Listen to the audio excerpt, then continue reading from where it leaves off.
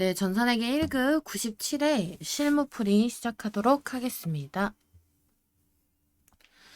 네, 저희 회사는 성모기계입니다. 성모기계.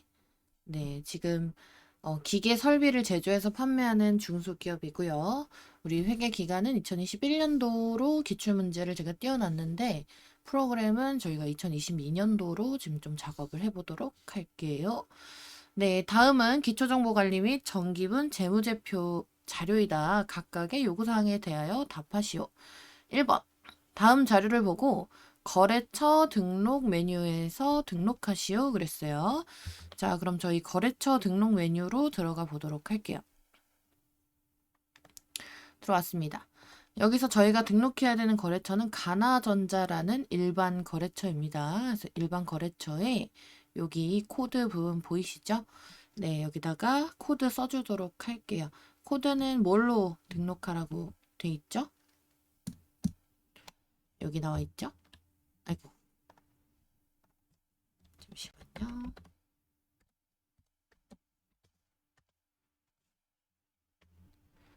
네, 코드 여기 있는 거, 이 부분에다가 입력을 해주시면 됩니다. 여기다가 입력을 해볼게요.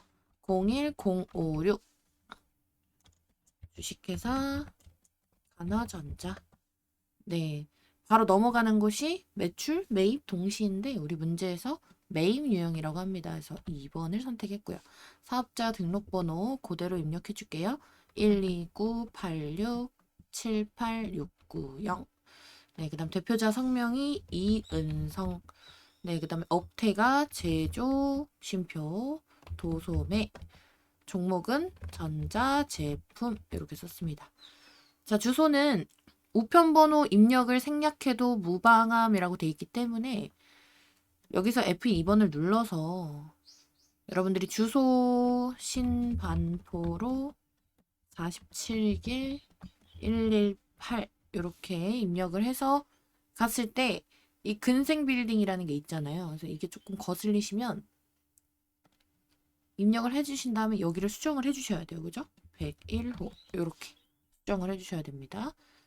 물론 그냥 쭉 쓰셔도 돼요. 우편번호 검색으로 요 F2번을 눌러서 가지 않아도 된다라는 얘기를 해주고 있는 거예요. 네, 그러면은 이렇게 마무리하시면 되겠습니다. 여기 항상 문제를 보실 때 여기 있는 내용이 잘 반영이 됐는지만 보시면 돼요. 밑에 있는 다른 내용들은 신경 쓰실 필요가 없습니다. 네, 그러면 그 다음 문제 보도록 할게요. 자, 다음 자료를 보고 거래처별 초기 2월을 수정 또는 입력하시오. 그랬습니다. 조금 숨겨져 있네요. 네. 자, 그럼 요거 닫고요. 네. 우리 거래처별 초기 2월 메뉴는 이 전기분 재무제표 속에 여기 있습니다. 그래서 들어가 볼게요. 자, 거래처별 초기 2월로 들어왔습니다. 자, 여기서 일단 계정 과목 두 개를 보자 그랬죠? 여기 지금 바드러움하고 미지급금이 나왔어요. 그래서 바드러움을 눌러줍니다. 그러면 오른쪽에 이렇게 송강산업 강림상사가 있어요. 근데 금액이 보니까 이렇게 2월이 됐는데 사실은 이게 맞다라고 저희 보고 수정해 달라는 거죠. 수정을 해보도록 하겠습니다. 송강은 300, 3뿔뿔 이렇게 입력을 하겠죠. 강림은 12800 플러스 이렇게 입력을 해줍니다. 03개 입력할 때 키보드에 있는 플러스 버튼 누르면 되는 거 아시죠? 더하기. 네, 그래서 그걸 통해서 저희가 이렇게 차액이 사라진 걸 볼 수 있어요. 네, 그 다음에 이제 미지급금에 대해서 수정을 해보도록 하겠습니다.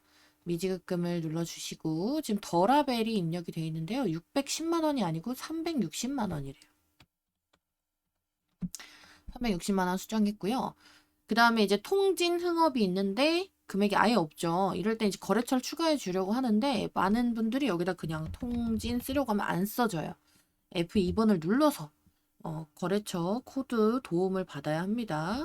통진 써주니까 있죠. 엔터 쳤고 250만 원 입력했습니다. 그러면 이쪽에 대차 차익이 사라집니다. 네, 이렇게 해서 2번도 마무리 짓도록 하겠습니다. 자, 그럼 3번을 볼게요. 3번이 좀 많이 어렵죠, 그죠? 우리, 요 문제가 제일 많이 어려워하고 배점도 다른 문제에 비해서 1점이 높아요. 중요하니까 잘 집중해서 해보도록 할게요.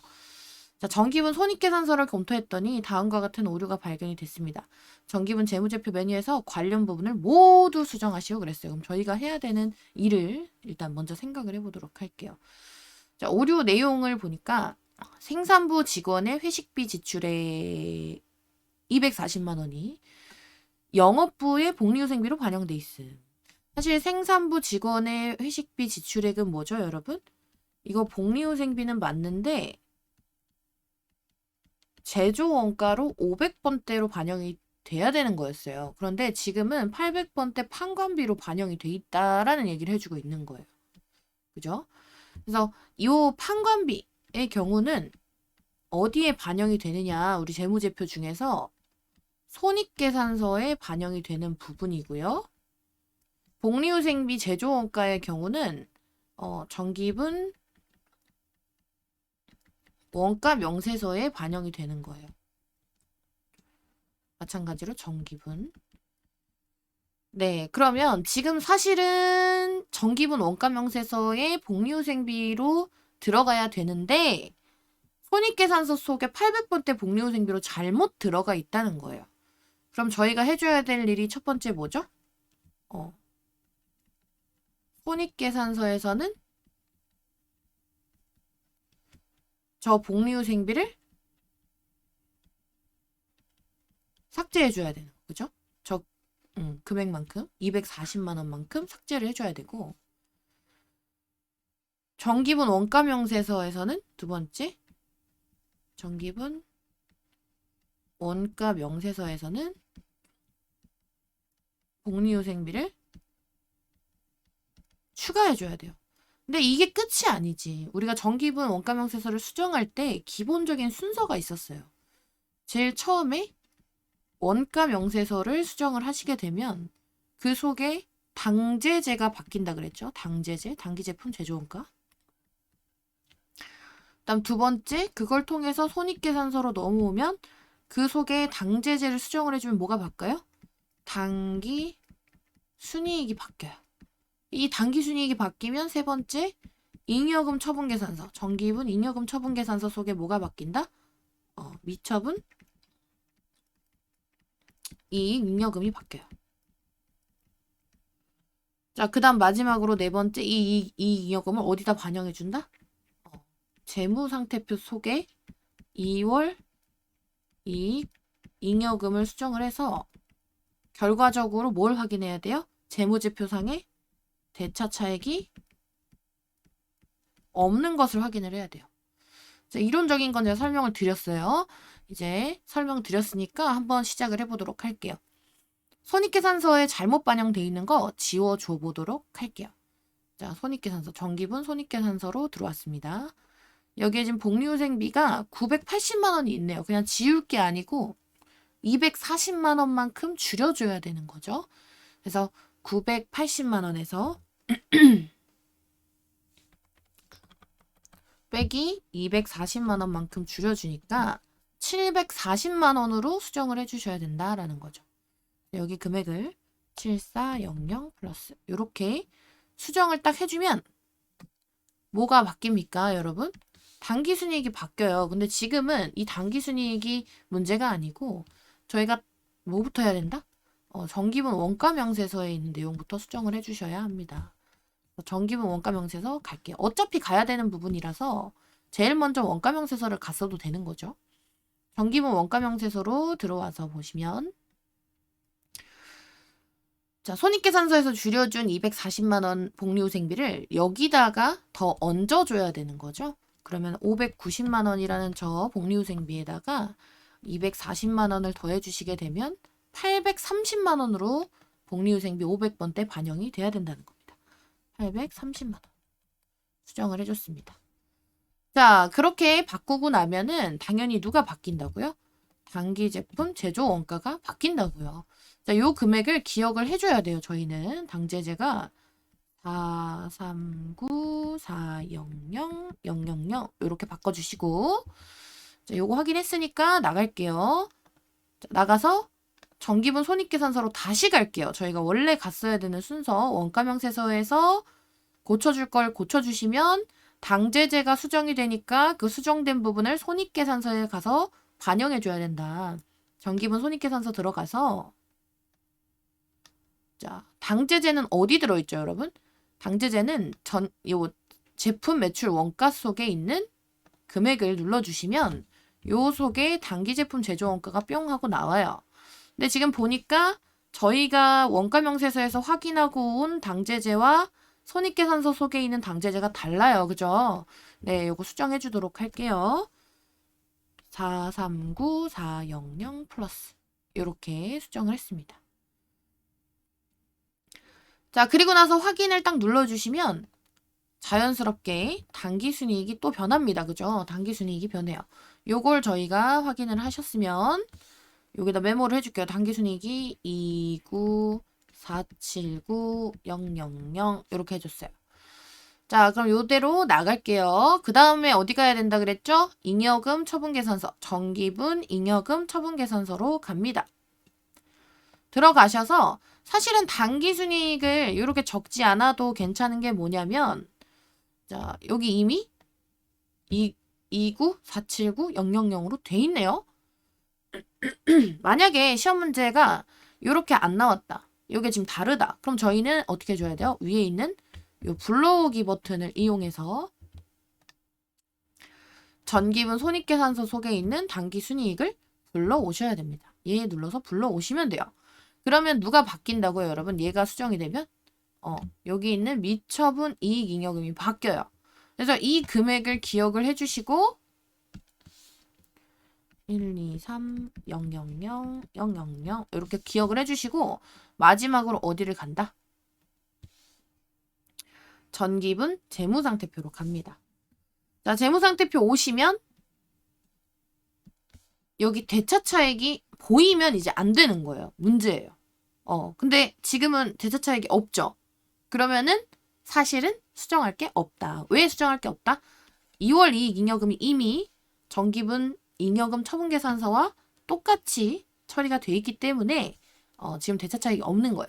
근데 여러분들 시험 문제에서는 여기까지 대차차익 없애는 부분까지 나올 수 있다. 그리고 많이 나왔었다. 근데 요 기출은 요렇게 좀 간단하게 요 두 개만 원가 명세서와 손익계산서만 수정하는 네, 그렇게 문제가 출제가 된 겁니다. 네, 그러면 다음 문제로 넘어갈게요.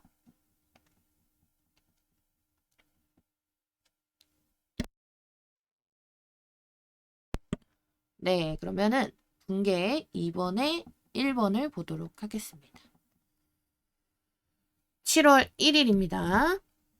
매출거래처인 달라일러가 회생계획인가 결정을 받음에 따라 달라일러에 대한 외상매출금 1200만 원을 대손 처리하였다.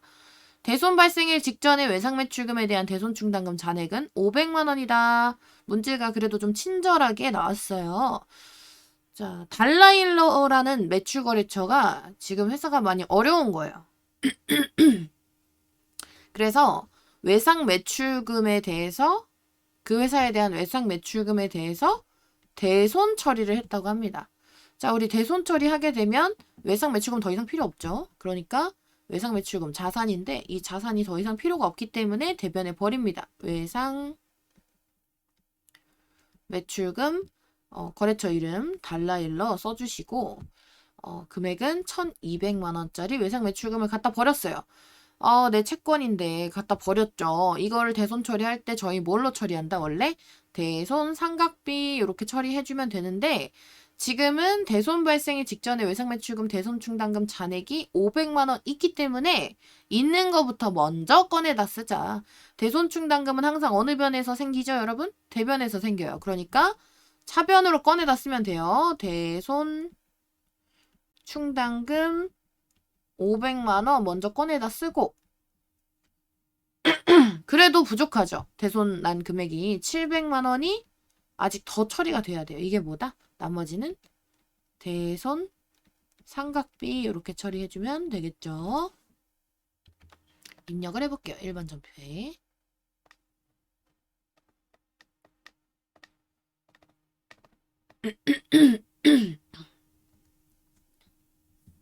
네. 7월 7일 차변에 대손 충당금 외상 매출금에 대한 대손 충당금으로 선택 잘 해주시고 금액은 500만 원. 다음 차변에 대손 상각비 써주시고 700만 원. 대변에는 외상 매출금을 버립니다. 네, 여기 거래처 이름 써줘야겠죠? 달라일러 써줄게요. 이렇게. 자, 그럼 2번으로 넘어가 보도록 하겠습니다. 7월 15일 매출거래처의 희망기계 외상매출금 650만원에 대해서 다음에 전자 어음을 받고 나머지 금액은 보통 예금으로 받았다. 자, 외상 매출금을 내가 돌려받고 있는 상황이에요. 근데 그 중에서 650만원은 어음을 받았고 나머지는 보통 예금 받았습니다. 다 자산의 감소 증가 거래예요. 자, 외상 매출금이라는 자산의 감소죠. 외상 매출금이 사라지고 다른 걸로 들어오는 거니까 외상 매출금 자산의 감소 대변에 외상 매출금 거래처 희망기계 650만 원을 갖다가 버립니다. 자, 그래서 어음을 받았다라고 하는데 얼마를 받았냐면 500만 원 받았어요. 그러면 차변에 받을 어음의 증가, 받을 어음의 증가 희망기계 목이 계속 잠기네요. 희망기계 500만 원 이렇게 해주시고 그 다음에 보통예금으로 받았다. 그러니까 차변에 보통예금 얼마예요? 나머지가 150만 원. 네, 입력해 줄게요. 날짜는 7월 15일 차변에 받을 어음 희망기계 500만 원 차변에 보통예금 150만 원 대변에는 외상 매출금으로 희망기계 네, 650만 원 이렇게 반영이 되면 되겠습니다. 자, 3번 보도록 하겠습니다. 7월 20일 보유 중인 자기 주식 12,000주를 처분하였다. 자기 주식을 처분했다라는 말만 봐도 바로 대변에 자기 주식 이렇게 나가면 돼요. 근데 얼마짜리인지는 봐야죠. 자기 주식 12,000주에 대한 장부가액은 1,200만 원이고 장부 금액 얼마래요? 1,200만 원이고 그랬어요. 이거 전부를 처분했대요. 그러면 대변에 자기 주식 1,200만 원 그대로 나가면 되죠. 근데 얘를 얼마에 팔았냐면 1,150만 원에 처분을 했고 그 대가를 전부 보통예금으로 받았대요. 그럼 차변에 보통예금 들어오면 되겠네. 보통예금 1,150만 원 이렇게 들어왔어요. 자, 그러고 나면은 차변 대변의 차익이 얼마가 생겨요, 여러분? 50만 원이 생겨요. 차변이 부족해. 자기 주식을 팔았는데 내가 돈을 덜 받았어. 그럼 자기 주식 처분 손실이죠. 근데 문제에서 단 자기 주식 처분 이익 계정의 잔액이 30만 원이 있고 처분 수수료 없다. 자, 우리가 여기다가 차변에 자기 주식 처분 손실을 50만 원 먼저 인식하는 것이 아니고 남아있는 자기 주식 처분 이익이 어느 변에 지금 있죠? 이거 지금 대변에 있는 거예요. 대변에 있는 걸 먼저 없애주고 나머지를 손실로 인식해라. 그럼 대변에 있을 그 자기 주식 처분 이익을 차변으로 버리는 거죠. 자기 주식 처분 이익을 얼마? 30만 원을 빼주고 그래도 남는 20만 원이 뭐다?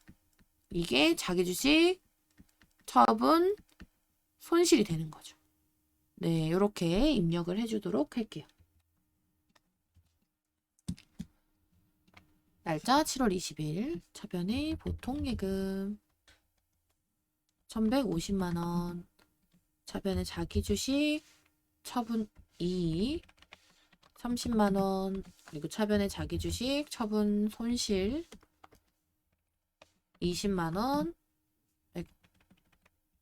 20만 원 대변에 자기 주식으로 적어주시면 되겠습니다. 네, 그럼 8월 4일 보도록 하겠습니다. 아니, 8월 5일 보도록 할게요. 신주 2만 주를 발행하여 건물을 취득하였다. 주당 액면가액은 5,000원이며 발행 시점에 공정가액은 주당 8,000원이다.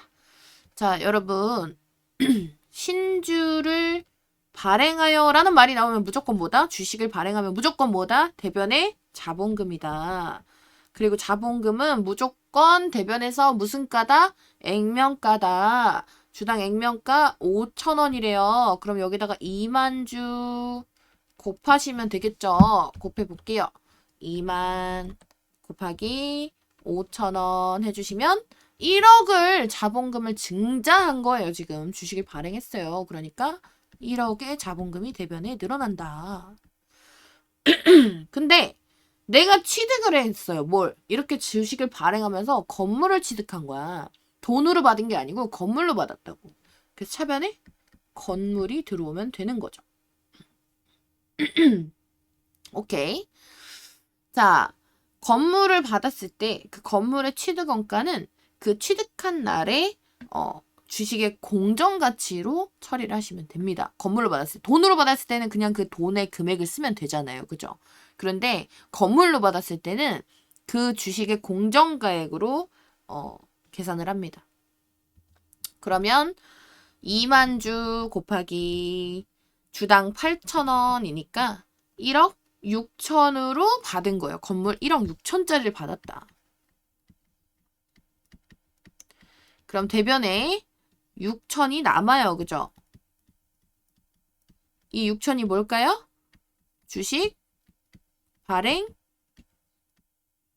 초과금, 주발초. 네, 입력해 주도록 하겠습니다. 8월 5일 차변에 건물 1억 6천, 대변에 자본금 1억, 대변에 주식 발행 초과금으로 6천만 원 이렇게 입력을 해줍니다.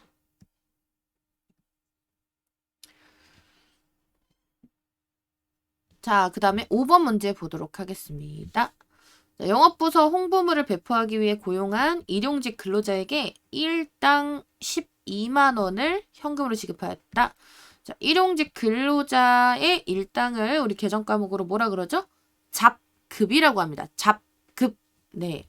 그래서 잡급이라는 비용 차변에서 잡급 12만 원.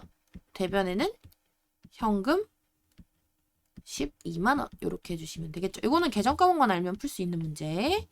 자, 11월 19일 차변에 잡급. 네. 500번대, 800번대 있어요, 여러분. 영업부서에서 홍보물을 배포하기 위해서 고용했기 때문에 800번대 쓰시면 돼요. 공장에서 일을 하는 일용직 근로자라면은 500번대 쓰시면 되는 거고요. 지금은 영업부서에서 홍보물 나눠주는 거라서 800번대 쓰시면 돼요. 아이고, 12만 원 써야 되는데. 120만 원을 썼네. 12만 원 써주시고 대변에는 현금 이렇게 써주시면 돼요. 혹시 저는 현금 귀찮아요 하시면 뭐 쓰면 돼요, 여러분? 출금전표 쓰시면 됩니다. 1번이 출금전표예요. 출금전표로 잡아주면 알아서 대변에 현금으로 이렇게 잡히는 거를 볼 수가 있어요. 출금전표가 그런 뜻입니다. 네, 근데 저는 출금전표 헷갈려요 하시면 뭐다? 그냥 차변 대변 쓰셔라. 상관없다. 네, 그러면 이 내용 지우고 뒤로 넘어가 보도록 하겠습니다. 네, 6번 문제 볼게요. 일반전표 마지막 문제죠. 영업부서 임직원의 퇴직금에 대하여 확정 기여형 퇴직연금에 가입을 하고 있으며 12월분 퇴직연금을 보통예금에서 이체 납부하였다. 우리 통장 보통예금에서 돈이 나갔다. 근데 그게 어디로 들어갔다? 확정 기여형 퇴직연금에 들어갔다. 여러분, 확정 기여형은 어떤 계정 과목으로 납입한다 그랬죠? 퇴직 급여라 그랬어요. 급여자가 없으니까 급여라고. 이거 말고 뭐가 있어요? 확정 급여형. 확정 급여형은 반대로 뭐다? 퇴직연금 운용 자산이다. 요거 기억해 주시고 지금 퇴직급여로 처리를 해줘야 되는 겁니다. 퇴직급여 비용의 발생 차변에서 퇴직급여 얼마? 530만 원. 영업부서에 대한 거니까 이거 몇백 번대? 800번대 판관비. 이걸 보통예금에서 이체해서 납부했으니까 대변에 보통예금 530만 원 이렇게 해주시면 되겠습니다. 입력을 해볼게요.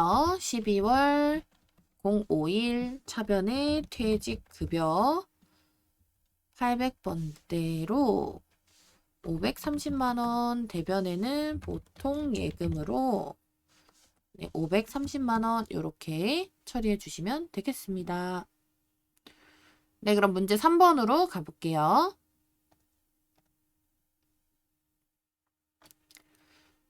자, 문제 3번은 메인 매출 전표 입력 메뉴에 하라고 했으니까 메인 매출 전표 입력으로 가볼게요.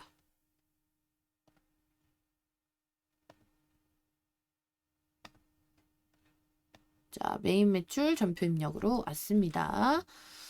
메인 매출 전표 입력은 제가 증빙 구분을 하는 게 굉장히 중요하다고 했어요. 거래 구분을 하시는 게 매우 중요하다. 자, 1번 8월 3일입니다. 판매부서 사무실로 사용하기 위해 입주해 있는 에이스 오피스텔의 관리실로부터 7월분 관리비 면세 품목에 대하여 전자 계산서를 발급받고 그랬어요. 네. 전자 계산서를 발급을 받았어요. 그러면은 여러분 이거 뭐라고요? 제가 어떤 유형이라 그랬죠, 요게? 계산서는 세금자가 빠졌잖아, 그지? 세금 계산서랑 다르게 세금자가 빠졌죠. 그럼 세금이 없다는 거야. 무슨 세금이 없다고? 부가세가 없다고. 그러니까 면세다. 면세 매입이다. 왜 매입이에요, 선생님? 받았으니까. 면세 매입이다. 내가 증빙을 받으면 매입이다. 오케이. 자, 그럼 이제 거래처 일단 써주고, 거래처는 에이스 오피스텔, 여기 짧게 쓸게요. 에이스 오피스텔. 그리고, 거래를 어떤 걸로 했냐? 보통예금으로 했대. 보통예금은 혼합이죠. 혼합. 따로 분계 유형이 없기 때문에 혼합으로 해주시면 됩니다. 계정 과목이 이거 뭘로 써야 되지? 라고 생각을 하실 텐데요. 여러분 건물 관리비 외워줍시다. 건물에 대해서 우리가 사무실로 이제 임차를 하고 있는데 그것에 관리비를 냈다. 건물에 대한 관리비를 냈다. 그러면 건물 관리비 이렇게 계정 과목 처리해 주시면 돼요. 차변에 건물 관리비 얼마? 3만 원. 자, 얘는 부가가치세가 없죠? 면세라는 뜻이에요. 그러니까 부가세 써줄 필요가 없어요. 자, 이걸 보통예금에서 바로 지급했으니까 대변에 보통예금 3만 원 이렇게 해주시면 되고, 자, 전표 입력해 보도록 할게요. 날짜 8월 3일. 자, 유형은 면세 매입입니다. 면세 매입은 어딨죠? 네, 여기 53번에 있습니다. 면세 매입 53번. 품목은 관리비 아니면 건물 관리비 편하신 대로 쓰시고요. 공급가액은 3만원. 코드 거래처 코드는 에이스 써주시고 엔터 치면 에이스 오피스텔 나옵니다. 자, 그 다음에 전자 계산서 맞죠? 1번 해주시면 되고, 분계는 혼합이라 그랬어요. 우리 혼합은 3번. 네, 차변에 원재료가 들어가 있는데 원재료가 아니고 건물 관리비예요. 자, 800번대 건물 관리비로 들어갔고요. 대변에는 보통 예금을 입력을 해주시면 끝. 자, 2번 보도록 하겠습니다. 자, 새로운 기계로 교체하기 위해 한국자원의 기존에 사용하던 기계장치를 220만 원에 매각하면서 전자세금계산서를 발급하였어요. 전자세금계산서를 발급하면 뭐다 이거? 과세? 매출이다. 전자세금계산서가 과세고 발급을 내가 했으니까 매출이다. 이렇게 구분하시고요. 자, 거래처는 한국자원입니다. 분계는 무조건 혼합이에요. 요 거래는. 물론 여기서 어음이 나왔기 때문에 혼합도 맞지만 현금이나 외상이 나왔어도 혼합입니다. 왜냐? 이 기계장치, 유형자산의 처분 분계는요. 무조건 혼합이에요. 이렇게 기억을 해줍시다. 자, 그러면 기계장치를 처분했으니까 분계해보도록 할게요. 대변에 기계장치가 나가겠죠? 기계장치 얼마짜리? 취득원가 8천만 원짜리. 8천만 원짜리가 버려진다. 이거를 빼주자마자 이 기계장치 때문에 쌓여있던 누구를 꺼내주자? 감상루도 꺼내주자. 감상루는 대변에 쌓여있는 거니까 차변으로 꺼내야 된다. 감상루 7,700 이렇게 해주시고 이제 뭐 해야 돼요? 저희 대변에 부가세 예수금 잡아줘야 돼요. 부가세 예수금은 얼마를 잡아줘야 될까요? 매출에 대한 세액. 자, 220만 원이라는 금액으로 저희가 이 기계장치를 매각을 했어요. 그쵸? 근데 거기에 부가가치세가 포함돼 있대. 너무 친절하지 않아요? 여러분 20만 원이 부가가치세라는 거잖아. 그지? 이게 여기에 20만 원이 들어가면 되는 거예요. 오케이? 내가 200에 팔았기 때문에 220만 원을 받는 거예요. 오케이? 자, 그러면 우리 빼줄 거 빼줬고 써줄 거 다 써줬어요. 이제 돈 받으면 돼요. 다른 거 볼 필요 없어요. 저희 돈 받으면 돼요. 근데 얼마 받아야 되죠? 220만 원에 팔았다면서. 그러니까 220만 원 받으시면 됩니다. 근데 그것을 전액 어음을 받았대요. 근데 여기서 어음이라고 하면 저희는 언제만 어음을 쓸 수 있죠? 재고자산과 관련돼 있을 때만 어음을 사용할 수 있어요. 근데 얘는 기계장치 유형자산이죠. 그래서 어음이란 단어를 쓸 수가 없습니다. 받을 어음으로 받을 수 없어요. 뭐라고 받아야 돼요? 미수금. 미수금 220만 원 이렇게 받으시는 거예요. 자, 이제 다 했어요. 쓸 거 다 썼습니다. 여기 있는 8,000도 썼고요. 7,700도 썼고요. 2,200도 220도 썼고요. 다 썼어요. 이제 뭐 하면 돼요? 차변, 대변, 차액 비교하시면 되죠. 차변의 합계가 7,920만 원. 대변의 합계가 8,020만 원이에요. 빼볼게요. 차변이 더 많죠? 차변에 대변이 더 많죠? 대변에 8,020만 원 빼기 차변에 7,920만 원을 빼주시면 100만 원 딱 차이가 나네요. 이 100만 원 차이 나는 게 차변이 지금 부족하니까 차변에다가 100만 원 쓰고 이게 뭐다? 유형자산 처분 손실이다. 유형자산 처분하면서 차변이 부족하면 이렇게 써주시면 됩니다. 네, 날짜 8월 21일로 가서 과세 매출은 몇 번에 있어요, 여러분? 여기 있네요, 그죠? 과세 매출 11번. 자, 품목은 기계장치 갖다 팔았으니까 기계장치 그냥 쓸게요. 공급가액 써줄 때 여기다가 뭘 써야 돼요, 여러분? 부가가치세가 20만 원이 잡힐 수 있도록 공급가액을 200으로 잡아주셔야 된다는 게 중요해요. 요거 하실 때는 200만 원으로 적어줘야 부가세가 20만 원 잡히잖아. 요거 된 다음에 거래처 한국자원 전자 세금계산 맞으니까 1번 전자역 분계는 혼합. 그죠? 자, 대변에 제품 매출이 아니고 뭐가 나가야 돼요? 기계장치가 나가야 되고 이 기계장치가 나가는데 금액이 200만 원이 아니고 얼마가 나가야 돼요? 8천만 원짜리가 나간다. 여기 수정을 꼭 해주셔야 됩니다. 그 다음에 이제 차변에 감상루 꺼내줄게요. 감가상각 누계 꺼내줄 건데 기계장치에 대한 감가상각 누계 207번으로 넣어주시고 금액은 7,700. 자, 그 다음 차변에 돈 받아야죠. 미수금 돈 못 받은 거. 미수금 얼마? 저희 220만 원 받아야 돼요. 자, 그 다음에 차변에 마지막으로 유형자산 처분 손실로 100만 원 인식해 주시면 되겠습니다. 자, 그럼 3번을 보도록 하겠습니다. 5월 15일 다음 자료를 보고 적절한 회계 처리를 하시오. 수표 100만 원은 모두 당좌 수표임 그랬습니다. 일단 증빙이 뭡니까, 여러분? 전자 세금 계산서예요. 그리고 발급을 받았는지, 발급을 했는지가 중요한데 우리 회사 이름 뭐라 그랬죠? 우리 성모기계라 그랬어. 아까 확인했죠. 성모기계는 지금 현재 공급 받는 자예요. 그러니까 우리가 물건을 산 거지. 그지? 매입을 한 거예요. 공급을 받았어. 내가 세금 계산서를 받은 사람이야.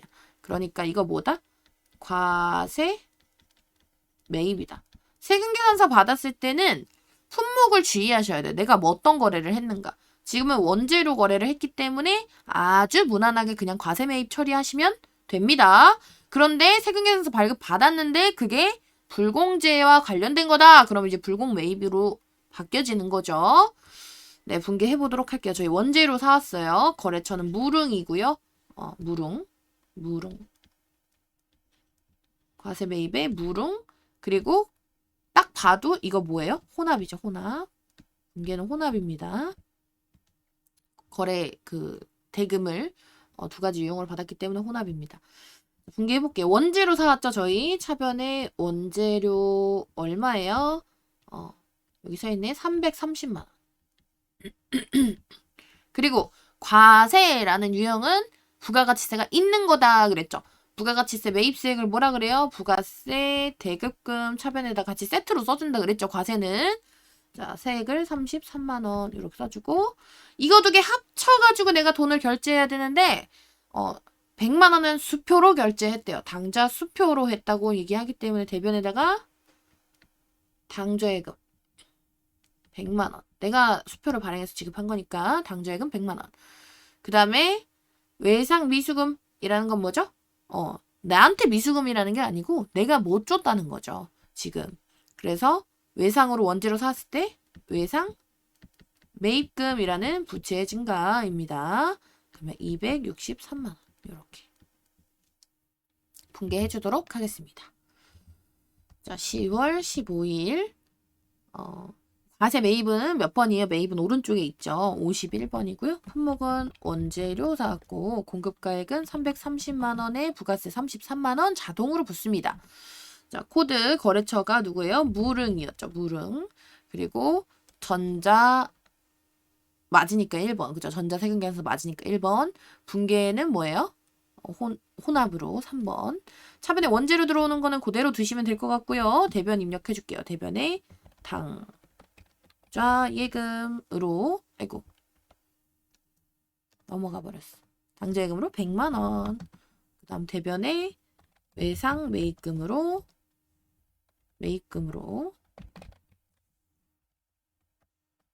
네, 263만 원 이렇게 입력이 되면 되겠습니다. 끝. 자, 내용을 좀 지우고 4번부터 보도록 할게요.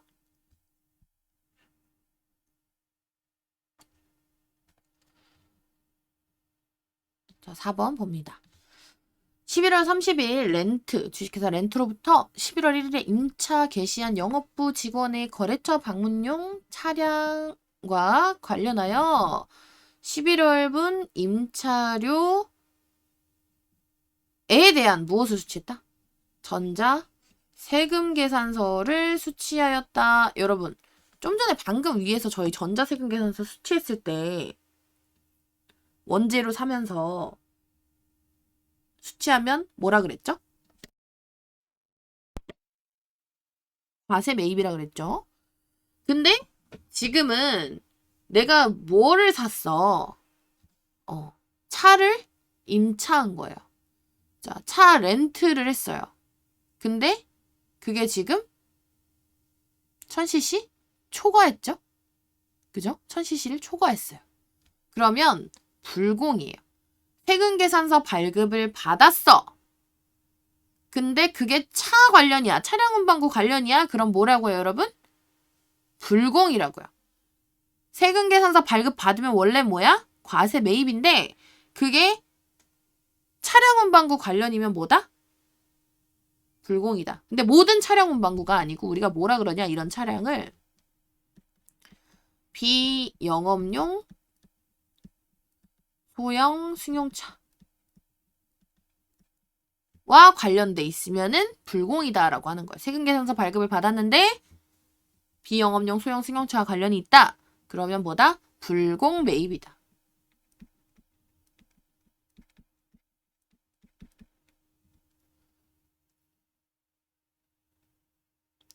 비영업용 소형 승용차는 이렇게 생각할 수 있어요. 여러분 업무용이잖아요, 사실. 그죠? 거래처 방문을 하는 용도는 업무용이에요. 근데 업무용과 비영업용은 완전히 다른 의미입니다. 비영업용, 영업용이라는 말과 업무용은 다른 말이에요. 업무용은 그냥 업무를 할 때 우리가 쓴다라는 의미로 둘 수 있지만 영업용은 정말로 이 차가 없으면 장사를 못 하는 거야. 그게 영업용 차량이라고 하는 거예요. 예를 들면 택시, 버스 이런 거 그 차가 없으면 운영을 할 수 있어요? 사업을? 못 하죠. 그게 영업용이라고 하는 거예요. 이런 걸 보고 우리가 영업용 차량이라고 하는 거죠. 근데 여기서 왜 이게 비영업용 소형 승용차냐? 거래처 방문은 차 없어도 할 수 있거든. 그치? 거래처 방문은 차가 없어도 갈 수 있어. 발로 걸어서 갈 수 있고, 내가 뛰어서 갈 수 있고, KTX 타고 갈 수 있고, 버스 타고 갈 수 있어. 근데 굳이 차가 있어야 돼? 아니라는 거예요. 그러니까 영업용은 아니다라는 거지. 차 없어도 할 수 있는 일이잖아. 근데 심지어 몇 명 타지도 못해. CC는 높은데, CC. 우리가 이제 차 CC가 높으면 높을수록 차가 되게 잘 나가는 거예요. 힘이 좋은 차야. 그러니까 CC가 높아. 2000cc면 이제 높은 차라고 볼 수 있어요. 높은데 몇 명 타지도 못해. 그래 효율도 떨어지잖아. 저런 차들은 뭐다? 비영업용 소형 승용차다. 저런 차는 너 차 없어도 장사할 수 있는데 뭐하러 저 차를 끌었어. 자, 예를 들면 이런 거예요. 사장님이 자기 사무를 보겠다고 거래처 돌아다니겠다고 아주 좋은 차를 뽑은 거야. 예를 들면 뭐 제네시스, 에쿠스 막 이런 거 있잖아. 좋은 차 우리가 알고 있는 아니면 뭐 외제차 막 빵빵한 거 큰 거 그런 거를 뽑았어. 그거 과소비 아닙니까 여러분? 그냥 거래처에 내가 진짜로 일을 할 목적이면은 사실은 모닝만 타고 다녀도 되거든. 그지? 막말로 트위지 같은 그런 차 있잖아요. 막 1인용 차 알죠, 여러분? 이렇게 좀 완전 조그만 한 명만 들어가는 차. 이런 차 탈 수 있잖아. 근데 굳이 에쿠스 끌어야 돼? 굳이 제네시스 끌어야 돼? 아니라는 거야. 그러니까 그런 차를 매입을 하면서 세금 계산서 수취했다? 매입세 공제해주지 않겠다. 그래서 불공 매입이다. 네, 그 거래처 써줄게요. 렌트. 유형구분 했고 렌트. 이거 너무 자주 나와요. 여러분 불공은 한 문제씩 꼭 나오기 때문에 제가 이제 불공 영상 챙겨보시라고 한 거 꼭 챙겨보세요. 자, 그리고 분계는 보통예금에서 자동이체가 될 예정이다 라고 했어요. 지금 오늘 며칠이에요? 이거 너무 어려운 문제다. 그죠? 오늘은 11월 30일이에요. 근데 이 임차료가 12월 10날 보통예금에서 나갈 거야. 그럼 지금 나갔다는 게 아니잖아. 우리는 지금을 살고 있지 12월 10일을 살고 있는 게 아니에요. 11월 30일에 회계 처리를 하고 있는 거지 12월 10날에 나갈 보통예금에 대한 회계 처리를 하고 있는 게 아니라는 거예요. 그럼 저희는 어떻게 처리해야 돼요?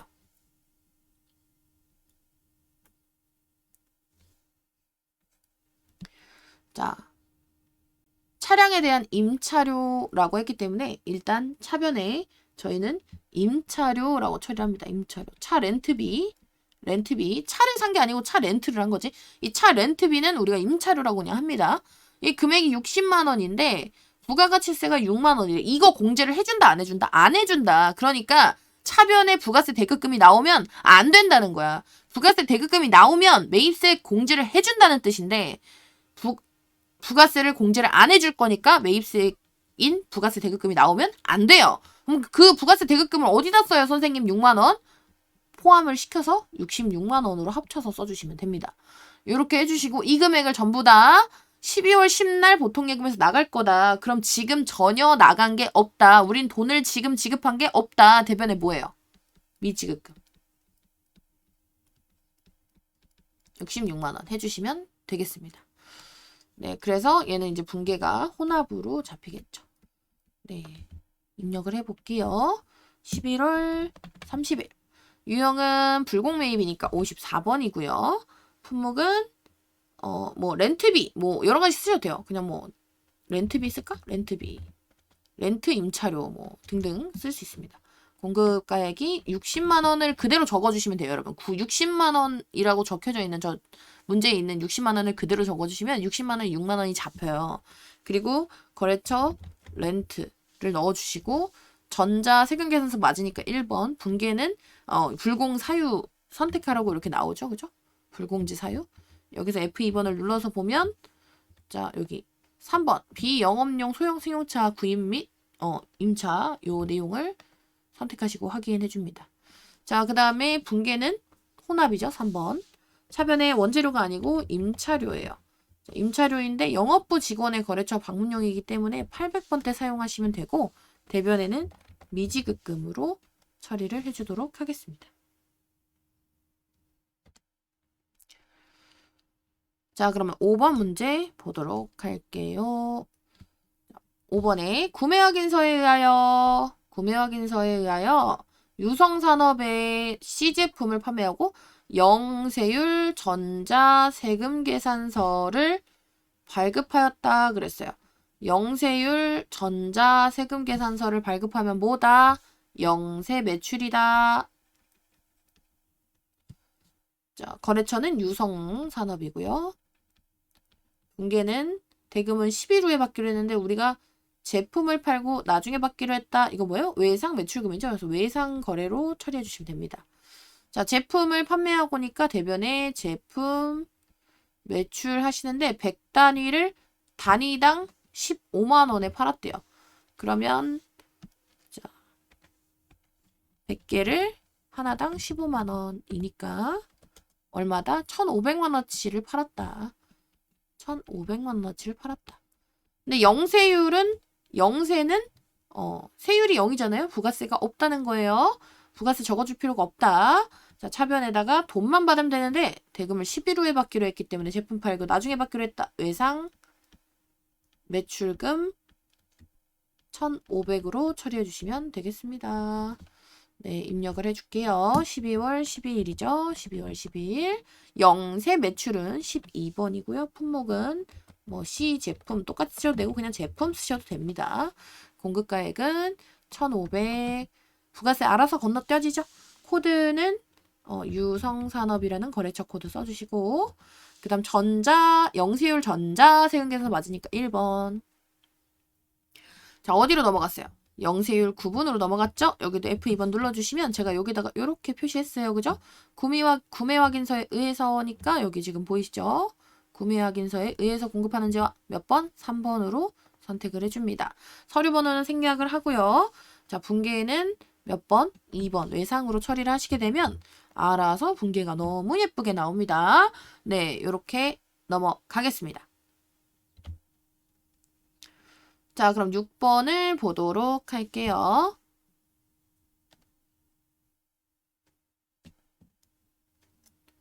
(12월 30일) 중국에 소재한 뉴욕으로부터 수입한 원재료와 관련하여 인천 세관으로부터 전자 수입 세금 계산서 나왔어요. 전자 수입 세금 계산서 발급 받았어요. 여러분 수입 세금 계산서 발급 받으면 뭐다?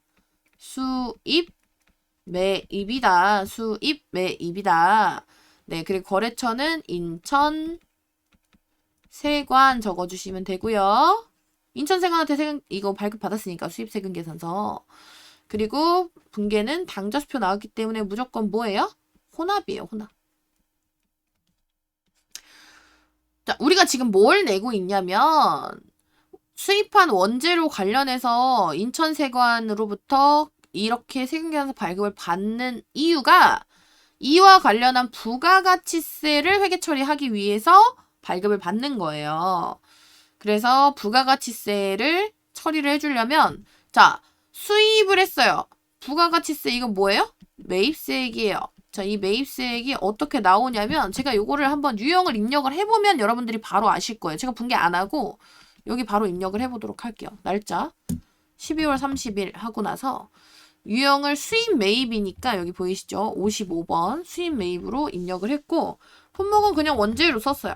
그리고 공급가액 4천만 원에다가 부가세 400만 원이 여기 있는 금액 똑같이 지금 잡혔죠.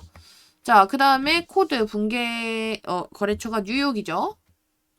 아, 뉴욕이래. 인천세관이죠. 인천세관. 네, 인천세관 전자세금계산서 맞아요. 전자수입세금계산서 맞으니까 1번. 분계는 뭐다? 혼합으로 잡아주신다. 그랬더니 뭐가 나와? 차변에 부가세 대급금이 나와요. 이게 자동으로 나오는 거예요. 오케이?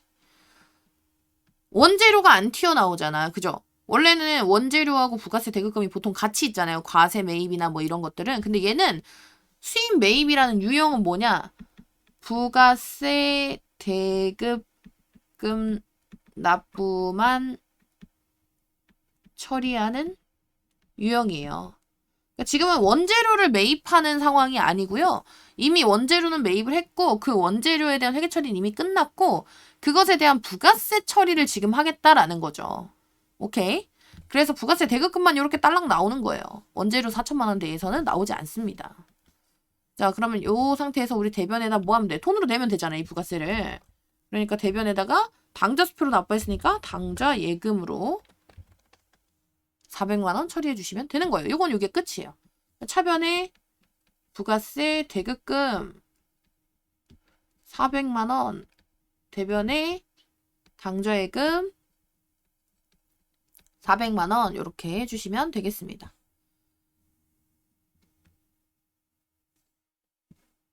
자, 그럼 넘어가 보도록 할게요. 문제 4번 이제 수정을 하는 문제가 나왔습니다. 자, 일반 전표 입력 및 메인 매출 전표 입력 메뉴에 입력된 내용 중 다음과 같은 오류가 발견이 됐습니다. 입력 내용을 확인해서 정정하래요. 자, 8월 10일 이자 수익 30만 원 중 원천 징수세액인 46,200원을 제외한 나머지 금액인 이 금액을 보통예금으로 입금된 금액에 대해서만 회계 처리하였다. 원천 징수세액은 자산으로 처리하고 하나의 전표로 입력하시오. 뭐가 문제라는 거지? 일단 부가세에 대한 언급이 없기 때문에 메인 매출 전표는 아닌 것 같아요. 그러면 저희는 일반 전표로 가보도록 하겠습니다. 일반 전표 입력으로 넘어왔어요. 자, 여기서 저 날짜를 쳐볼까요? 8월 10일을 입력을 해보도록 할게요.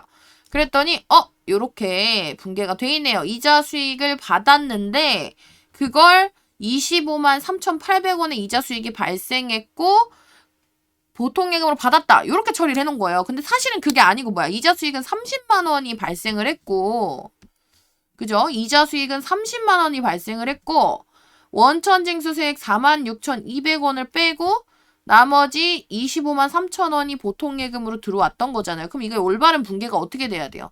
대변의 이자 수익 수익의 발생으로 30만 원 발생을 시켜주시고 차변에는 이 중에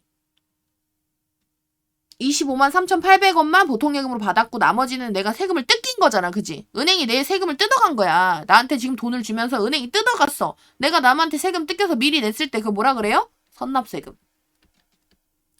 선납세금이라는 여기서 자산으로 처리하시오라는 얘기가 요거예요. 선납세금 자산이잖아. 46,200원 해주시고 나머지 금액을 받아라. 보통예금으로. 보통예금 25만 3,800원 이렇게 해줍니다. 됐지요? 그러면 수정을 해볼게요. 이게 맞는 거니까 일단 이자 수익 금액을 늘려주시면 돼요. 얘를 일단 늘려. 늘려. 그 다음에 차변에 금액이 다시 들어오면 되지. 보통의 선납세금이 추가되면 되겠죠? 요렇게 해주시면 끝. 여기 적용은 별로 신경 안 쓰셔도 돼요. 그냥 엔터 쳐서 이렇게 똑같이 입력해 주셔도 되고 안 하셔도 되고 상관없습니다.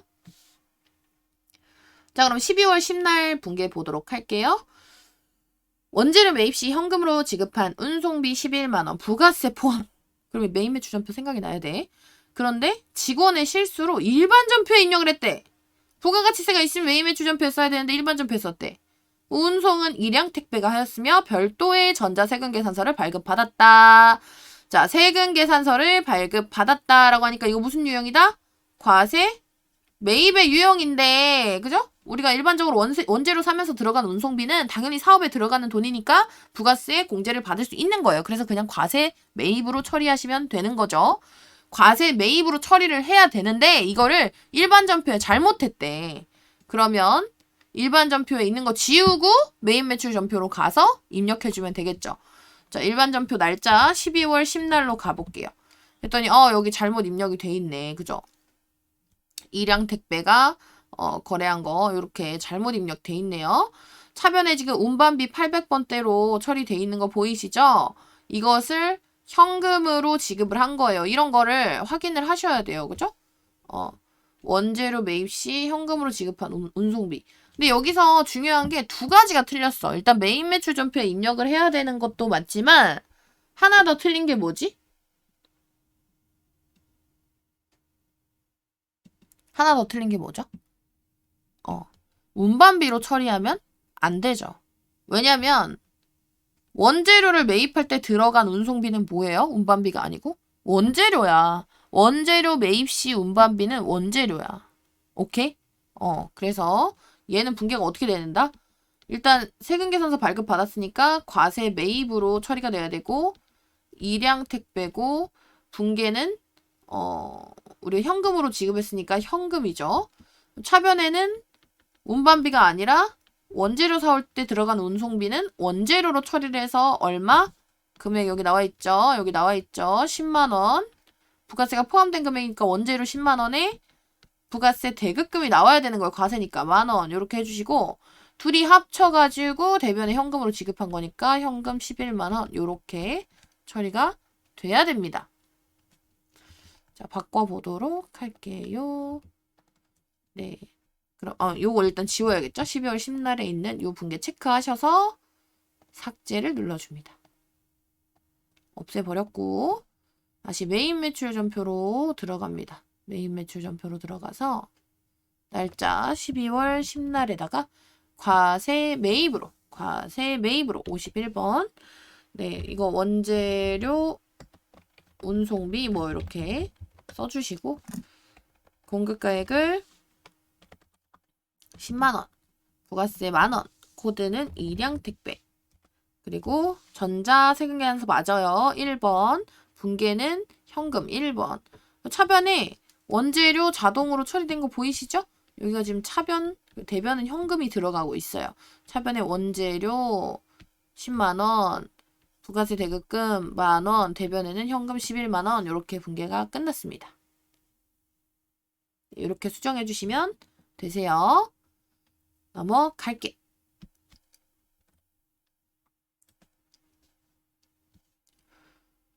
자, 결산으로 왔습니다. 결산은 몇 월 며칠에 작성하는 거죠, 여러분? 12월 31일입니다. 일단 문제에서 1, 2, 3번에서 자동 결산이 있는지 잠깐 볼게요.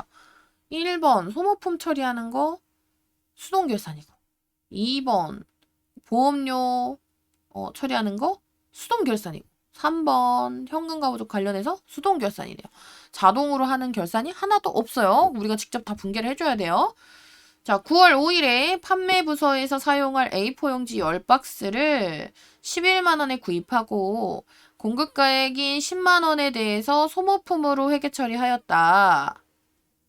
결산일 현재 판매 부서에는 A4용지 4박스가 남아있다. 이에 대한 기말수정 분계를 입력하시오. 자, 소모품으로 9월 5일에 차변에 소모품 사왔으니까 소모품 처리를 했대요. 소모품으로 회계 처리했다. 10만 원 이렇게 했고 대변에는 그러니까 물론 이제 부가세가 있긴 있었지만 저희는 소모품 처리한 것만 생각을 해볼게요.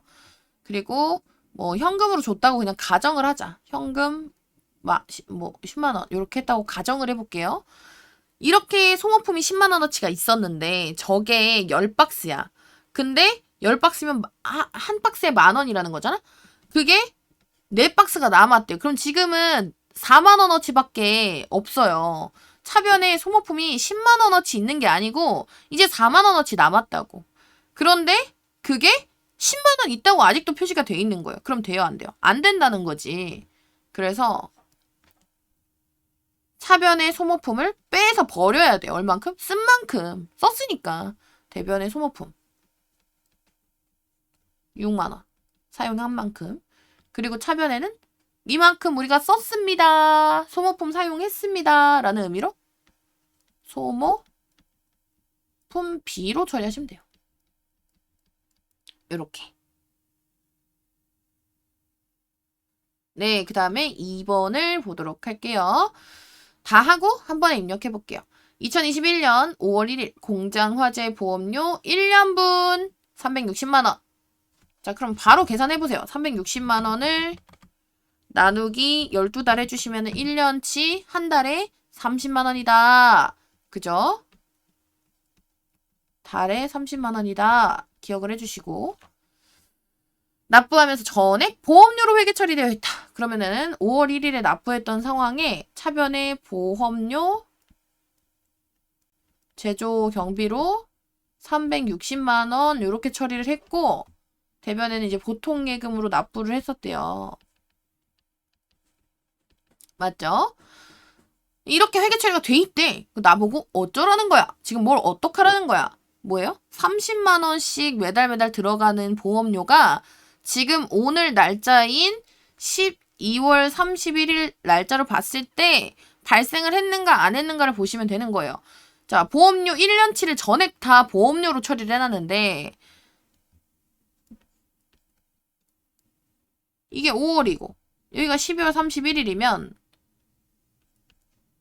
5, 6, 7, 8, 9, 10, 11, 12 몇 개월? 하나, 둘, 셋, 넷, 다섯, 여섯, 일곱, 여덟 8개월. 8개월분은 이미 발생을 했어요. 단기분이니까 단기에 발생을 했어요. 오늘이 12월 31일이니까 5월달 거부터 12월달 거까지는 다 발생을 한 비용이라서 차변에 처리되는 게 맞아요. 그죠? 그런데 내년 거는 우리가 내년 4월 거까지 냈잖아요. 그죠? 내년 4월 말까지 거를 냈으니까 4달치 4개월분은 차기분이에요. 차기분. 단기분이 아니라고. 미래의 비용이야. 단기분이 아니고 차기분의 비용이야. 근데 그게 단기의 비용으로 들어가 있어서 문제라는 거죠. 빼라는 거지. 4개월치를. 한 달에 30만 원이니까 곱하기 4에서 4, 3, 12, 120만 원어치 보험료를 버려라. 그죠? 네, 이거 좀 지우고 써주도록 할게요. 대변에 보험료 제조원가로 된 거 버려라. 120만 원. 4개월치. 차기분. 그죠? 4개월치를 버려라. 그리고 차변에 뭐라고 써라. 왜 버렸어? 낸 건데 왜 버렸어? 미리 낸 비용입니다. 라고 성급비용. 이렇게 해주시면 되겠습니다. 이게 정답이죠. 그다음에 3번. 기중에 현금 시제가 부족하여 현금과 부족으로 처리 계상하였던 차변 금액 2만 원에 대하여 결산일 현재에도 그 차이를 알 수 없어 단기 비용으로 처리하였다. 자, 이 문제는 과거에 현금과 부족 처리가 어떻게 됐었는지 일단 알아야 돼요. 자, 기중에 현금 시제가 부족하여 현금과 부족 계상을 했던 상황을 생각을 해볼게요.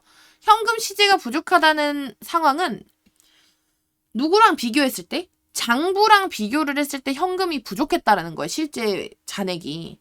그러면은 실제 잔액이 부족하면 장부도 똑같이 같이 맞춰져야 돼요. 실제 상황을 반영을 해줘야 돼요. 맞죠?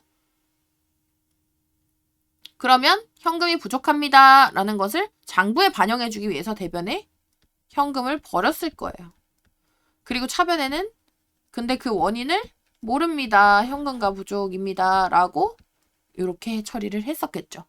그런데 오늘은 12월 31일. 오늘은 전혀 이 현금과 부족의 원인을 찾을 수가 없다. 결산일이 돼서도 현금과 부족은 남아있으면 안 된다. 그래서 갖다 버려야 돼요. 억지로. 대변에 현금과 부족 2만 원을 갖다가 버리시고 차변에다 뭐라 써주는 거예요? 그래도 이유를 몰라요. 우리는 원인을 몰라요. 잃어버렸어요. 잡손실. 2만 원 해주시면 됩니다. 근데 이 문제는 좀 거꾸로 풀 수도 있어요. 여러분. 거꾸로. 어쨌든 이러한 상황인데 그래서 뭐 했다? 단기에 비용으로 처리했다라고 하잖아. 우리가 현금과 부족 관련해서 마지막에 결산일에 원인을 알 수 없어서 비용 처리하면 뭐야? 잡손실이지. 이걸 알고 있잖아. 아, 잡손실 2만 원 처리했다고? 근데 잡손실은 비용이니까 차변에 나오겠네? 그럼 당연히 대변에 뭐겠어? 현금과 부족을 지금 비용 처리한대잖아. 그러니까 이렇게 분기가 나오는 거예요. 이렇게도 흘러갈 수 있어요. 내가 앞에 상황을 잘 몰라도 잡손실로 처리해야 된다는 거 알고 잡손실이 비용이라서 차변에 들어가는 거 알면 대변에 현금가부족 써주면 되죠. 이런 방식을 쓸 수도 있습니다.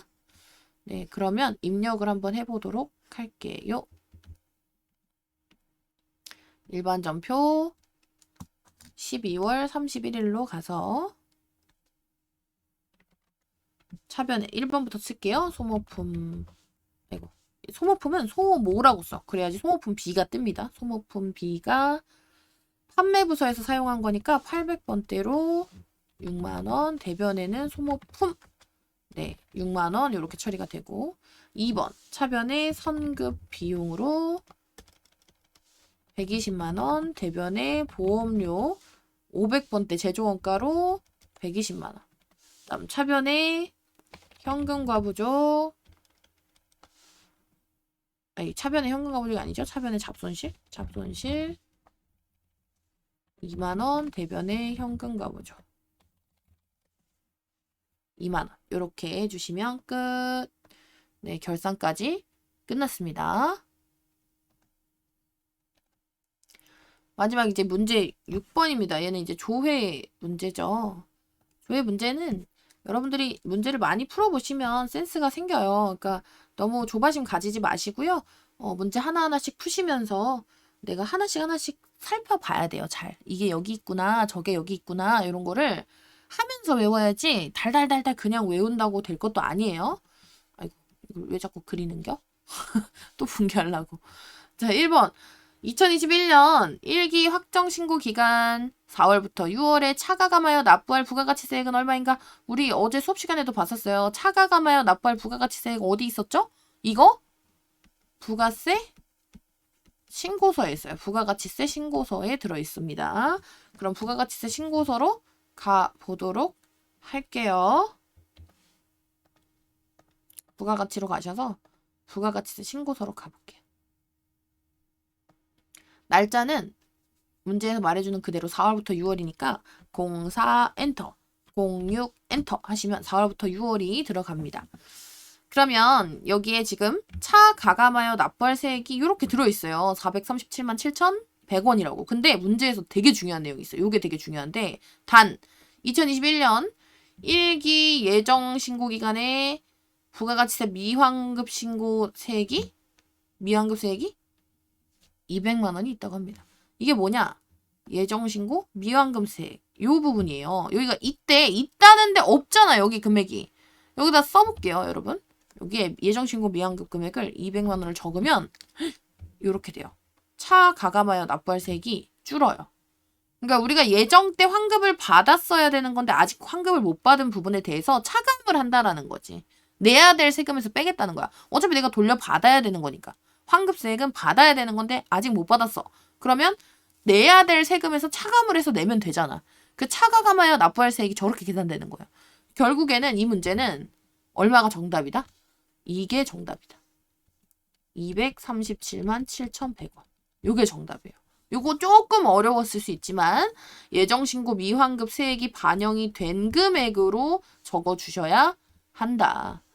이거 괜히 얘기해 준 게 아니다. 만약에 문제에 이미 부가가치세 신고서를 들어갔는데 얘가 적혀 있어. 그러면은 그냥 그 금액으로 적어주면 되지. 원래 있던 금액으로. 근데 지금 없었기 때문에 다시 반영을 해서 금액을 적어준 겁니다. 네, 그러면 다음 문제로 넘어가도록 할게요. 이거는 저장을 하셔도 되고 안 하셔도 되고 상관은 없어요. 2번 상반기 중 접대비가 가장 많이 발생한 월과 그 월의 접대비 금액은 얼마인가? 여기서 가장 많이 발생한 월, 가장 많이 발생한 달 이런 말 있죠. 나오면 뭐다? 총계정 원장. 어떤 계정 과목을 딱 놓고 가장 많이 발생한 월, 가장 많이 발생한 달 이런 말을 나오면 총계정 원장이다. 자, 회계관리로 가서 총계정 원장으로 갑니다. 그래서 날짜 1월부터 6월이니까 01 엔터, 06 엔터. 계정 과목 뭐예요? 접대비. F2번 눌러서 접대비. 근데 판관비래요. 800번대로. 그리고 접대비부터 다른 계정 까먹고 볼 거예요? 아니죠. 접대비까지만. 그러니까 813번 한 번 더 써서 접대비만 볼게요. 그러면 문제에서 지금 가장 많이 발생한 월을 물어봤어요. 여러분 접대비가 발생하면 어느 변에 들어오죠? 분기할 때? 차변에 들어오잖아. 접대비는 비용이니까 비용의 발생은 차변이에요. 그래서 가장 많이 발생한 거면 가장 많은 금액이 차변에 적혀져 있는 누구? 5월달. 5월 얼마? 342만 5천원. 요게 정답입니다. 자, 그 다음에 3번 볼게요. 6월 말 현재 유동 부채는 부채가 나왔어요. 부채는 전월 말 대비 얼마나 증가됐는가? 자, 여러분 부채에 대해서 전월 말 대비 비교를 하고 있죠. 비교해서 금액이 얼만큼 변했는지 물어보고 있어요. 자, 그러면 이런 거 어디로 간다? 자산, 부채, 자본의 금액을 비교하는 재무상태표로 간다.